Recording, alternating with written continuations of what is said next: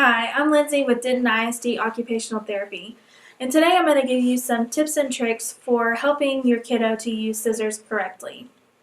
So cutting with scissors requires the skill of hand separation, which is the ability to use the thumb, index, and middle fingers separately from the pinky and the ring fingers. And this is just a hard skill for a lot of kids. They may not have developed the coordination and strength to operate scissors effectively. However, there are activities that you can do to work on the fine motor skills needed for cutting. So the first little activity that you could do is just to simply have them tear bits of paper into small pieces to improve the ability just to use both hands in a coordinated manner. Another exercise is you can get a little top and you can have them spin it to exercise the muscles in the thumb, index, and middle finger. You can also have them punch holes on an index card or just a regular piece of paper with a handheld puncher to strengthen the hand muscles and improve their bilateral skills. Another activity is to have them squeeze water out of squirt toys or a spray bottle so those hand muscles really get a workout. You can also use an eyedropper filled with watercolor paints to challenge the fine motor skill, so they'll be having to squeeze it like this.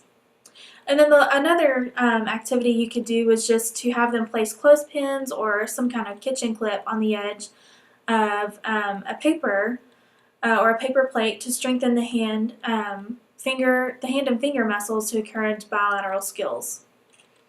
So when working on cutting skills, it's important to teach the child to always cut with both of their thumbs up. And if they have a hard time remembering to do this, you can place either a sticker on their thumb or draw a smiley face on their thumbnail. Another problem a child may have with cutting is to use the correct fingers. So you can cue them by telling them to get their chomp fingers ready. So you'll say 1, 2, 3, chomp, chomp, chomp. And these are the fingers that you're going to use to cut. You may also have to give them a verbal cue to open and close the scissors if that's something that they're just really struggling with. And as they begin to get that concept, then you can begin to fade that cue out. Children also tend to wing their elbow out while cutting, and so a trick for addressing this is to have them hold something under their arm, such as a folder, and then have them cut.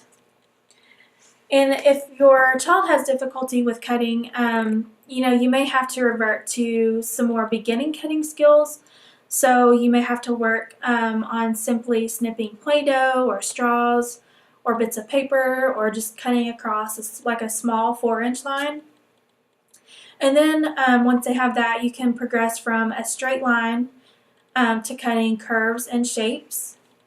And they may just require thicker, more bolded lines in the beginning if they have trouble. If they're having difficulty staying on the lines while cutting, you can make a practice sheet by outlining the cutting line with 2 thin strips of glue on each side. And once the glue dries, you can have your child then cut the line between the ridges of glue. And if they veer off the line, they're going to feel that bump as they cut across the glue strip. And after completing several practice sheets, the sensory feedback should then help them to understand how to stay on the line.